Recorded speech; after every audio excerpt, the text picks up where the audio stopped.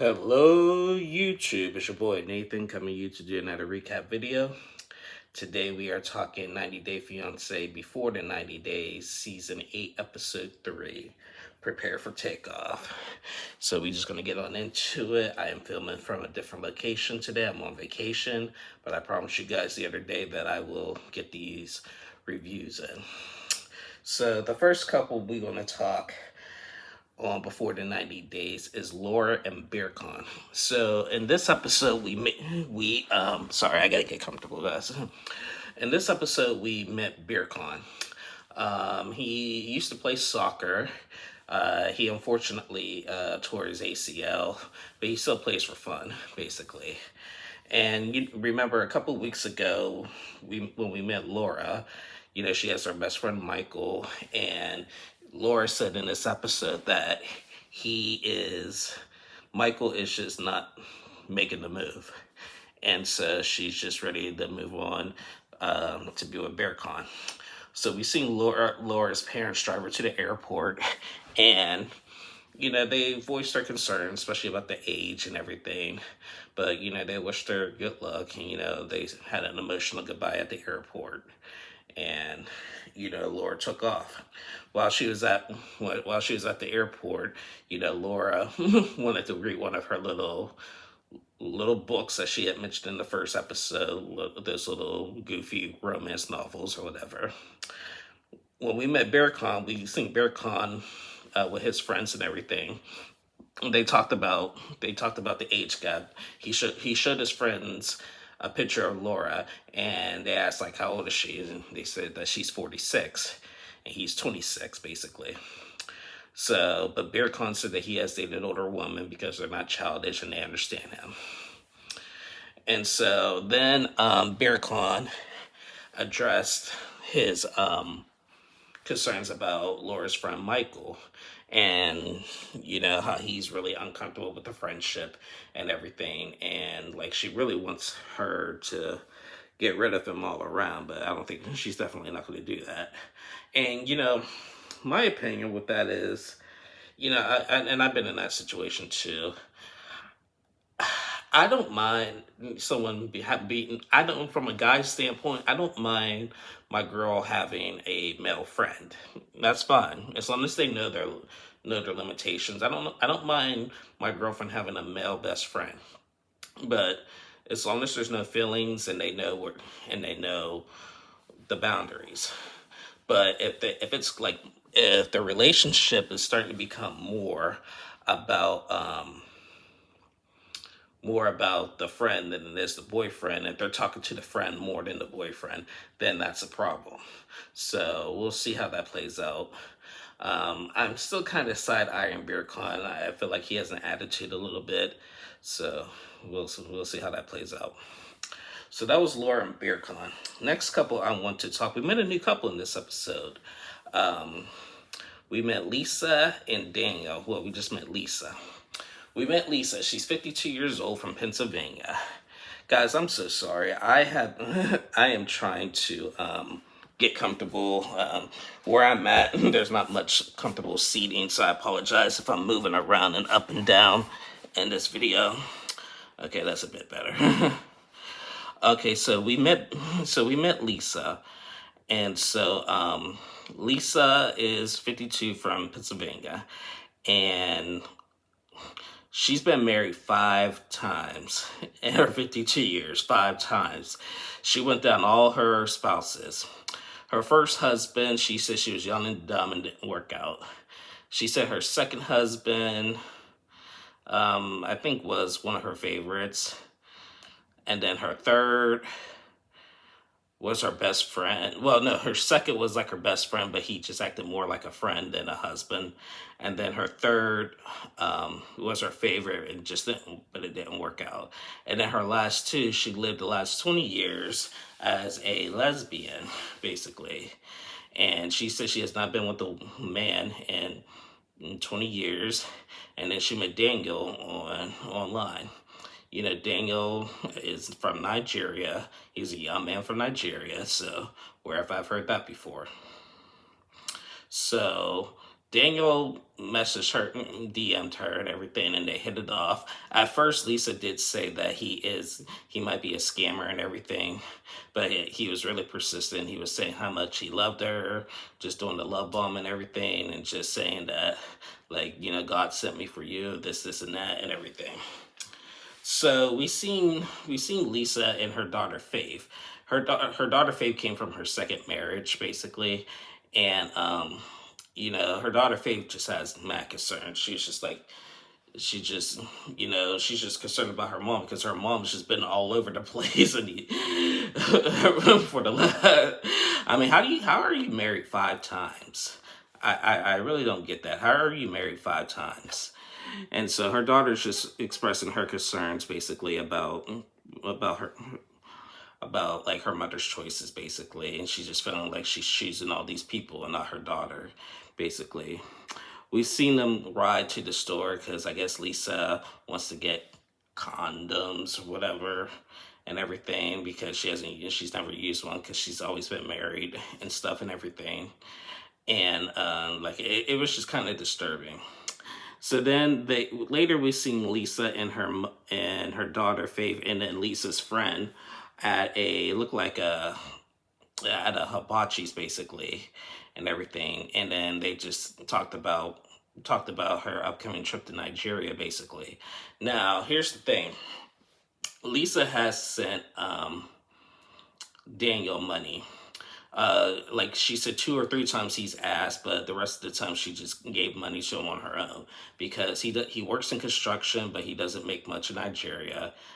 She sent him money for food and this and that. Now, this is what kind of threw me off a little bit about this situation, is that Lisa's best friend has helped contribute, has asked her best friend to help her with that. Lisa's friend has sent Lisa money so she could send to Daniel, and she's cool with that. I'm like, no way, no way, no way, Jose, because that is ridiculous. That is ridiculous in my opinion. I am not sending my best friend money for them to send to a person overseas just because you're in love. Like, no, we ain't gonna be doing that and everything. And when her daughter Faith, when she told her daughter Faith about that, her daughter just started crying and everything. She's like, "Mom, you always do this." Like, because her and her daughter actually live together, and and Lisa's in a little bit of debt, basically, and they're struggling financially. So this is just a bit much for them. So the daughter starts crying, and then she storms out the restaurant. And Lisa said, "We're done with this conversation." So the producers had to go and check on her, and then Lisa and her friend had to go and check on her. And Lisa said, "Look, I promised you I'm not gonna get married when I'm in Nigeria. I promised you that. I don't want you to think I'm choosing Daniel over me." And she was like, "If you break this promise, I can't do this. If you break this promise, I cannot do this," and everything. I was just like, oh my goodness, poor child. Poor baby. Yeah, this is gonna be a fun one, in my opinion. This is gonna be a fun one. So yeah, so we'll see how this all plays out. So yeah, that was Lisa and Daniel. Next couple I want to talk is Aviva and Stig. So we met Aviva and Stig last week. We got to see Stig in this episode for the first time. As he knows, he goes by Stig the artist. He's a famous international superstar in Belize and everything. He reached out to Aviva, and she's the only girl that he likes, and he wants to make it right and just commit to her basically. Remember last week Aviva bought him some Chinese food that she had to take on the plane that he really wanted. We've seen her at the airport running to her connecting flight and everything. She was Mr. Flight, but she got on there.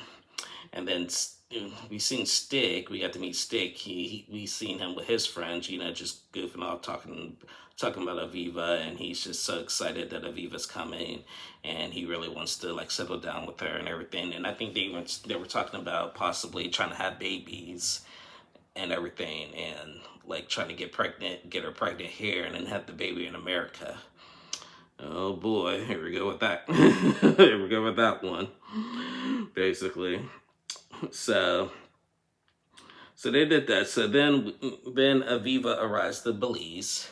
They had their little airport moment and everything, and he's all excited, and she's really beautiful and everything, and he's just like lust. He's like, this girl's the one. This is going to work. This is going to work, basically, and everything. Aviva said that, because she has her aunt Spring that is married to that was married to a guy from Belize that she saw on the news get arrested, and she said last week that she's heard that Stig wrote a song about Vicky, a girl named Vicky, and brought her on stage at one of the performances. And Aviva doesn't want to believe that, but she just wants to enjoy the moment. She was just like, I'm enjoying this moment because now I'm not even worried about what my aunt had to say. So Aviva and Stig go back to their hotel, and Aviva puts on some lingerie. Like, whoa, we're like, whoa, okay, okay. So yeah, they had their night, and yeah, I'm just like, whoo. I feel like they're going to be I think, you know what, believe it or not, I think they're going to make it. They're going to have some hurdles, but I think Aviva and Stig are going to make it. I'm actually going to pull for them. I'm really going to pull for Aviva and Stig. I think they are going to make it, in my opinion. So yeah, but that was Aviva and Stig. I can't wait. Now, Stig did say that he has a performance coming up, and he's taking Aviva to his performance. And she's like, I just got here. I don't think I'm ready to see him in this entertainment field yet, because it's just a lot with him having to be with girls and stuff and everything. They had a conversation with what will happen if, like, why wouldn't this work out? And Stig said that if you can't accept like my lifestyle, my career and everything, then it's not going to work out, basically. So yeah, so again, we'll see how that plays out. But I'm pulling for them. I really am. I'm pulling for them. So yeah, that was Aviva and Stig. Next couple on the talk is Forrest and Sheena. Now, this has been a bumpy ride since we started with them. As we know, last week we met Sheena. This week, it was just revealed that she was giving money to her, all the money that she had saved to her parents, and she lied about it and everything. And, Forrest's mom, Molly, is just always in the picture and everything. But we like the stepdad. His name is Deb. We like him, though. He's just really cool and nonchalant about everything. So in this episode, remember what happened last week. Forrest's parents are just being goofballs at the airport, not knowing what the heck they're doing and everything. And so they get to the Philippines, and as they were getting off, Forrest's mom, Molly, ended up losing her passport. And we're just like, come on. Like, you have to go through immigration, like, as soon as you get off. But she accidentally left it on the plane. They found it and everything. And so we were able to go through and everything. Once we get through immigration, she's going to help. She helps Forrest straighten himself up and everything. And, she still has her concerns about the whole line and everything, basically. And so, but she's just going to let this be a happy day. And so Sheena is at the airport waiting for Forrest, and she's waiting, and then Forrest comes out, and she just starts crying. This was a different type. Normally when we see these couples meet at the airport, they run into each other's arms, hug and kiss. And Sheena just like walked to him and just started crying. Like, they both started crying, basically, and everything. And you know what? That was also beautiful, because, I knew this was a long time coming. 7 years. 7 years, a long time coming for them. So it was cute. It was cute. And then she got to meet Molly, even though after Molly sent her all the nasty text messages last week, she got to meet Molly and Dev and everything. She said sorry for everything. And Molly's like, we'll talk about that stuff later. Right now, it's just a happy moment, basically, and everything. And Forrest is happy. And again, this is another couple I'm really pulling for. So, yeah, that was Forrest and Sheena. And then the last couple we want to talk is freaking Rick and Trisha. Oh my God, Rick and Trisha. I mean, Rick is just something else. Now, we reported last week about what happened to one of his sons, basically. Again, it still hasn't been brought up. But in this episode, we seen Rick and Trish after their little first night and everything they had. They had their first night and they said they got their groove on twice, basically, and everything. And Trisha was really surprised because of his age. She did not realize at his age he can go like that. I'm like, yeah, well, Rick got 5 kids, so he knows what he's doing. So Rick was just like, I kind of want to stay in bed all this whole time, but Trisha wants to take me out to her hometown. So they go to her hometown, and they go to the market, and they go through a lot of like wasted raw meat area, basically, and everything. And Rick was just disgusted by it. It kind of reminded me of years ago when Angela and Michael were in Nigeria, and Michael took Angela to just working with raw food, just discussing raw food and everything. But I mean, that's how they do it in African countries. They don't waste that stuff. They hang it up and try to make some kind of use with it, basically, and everything. So after they get through the market and Rick is all disgusted by it, now it's time to have a conversation about the ghosting. So as we know, because we learned about this in the first episode, that Rick and Trisha had like a 5-day moment where Trish ghosted Rick. It was revealed that Trisha's brother was robbed and they had to take care of all of that. So Rick was just like, what really happened during those 5 days that you ghosted me? She was like, yeah, well, I didn't tell you everything else. She's like, yeah, my brother got robbed and everything, so we had to go through the police and go through all of that. And then on top of that, there was an accident with one of my family members riding one of my scooters and everything. So we had to go to the hospital and file police reports with that and everything. It was just a lot in those 5 days, basically. And Rick was like, well, why didn't you tell me that, basically? And Trisha said that, I was just not really thinking about my phone at that time. I wanted to be with my family and just take care of everything going on. I just wanted to be with my family. I'm not worried about the phone, basically, and everything. But he was just like, I'm supposed to be your confidant and everything. You're supposed to tell me those things or this, and that and everything. And I see his point. Just like a little text message saying, hey, this happened, please just give me some time, I'll get back to you when I can, just something. So I see his point with that, because if my girlfriend ghosted me for 5 days and something happened, I'm going to be worried sick and everything, but I would at least like some kind of explanation, and just like, hey, a lot of family stuff came up, I'll explain later. Like, if you didn't want to explain everything right then and then, that's fine, but just say, look, something happened, family emergencies came up, just give me some time and I'll get back to you.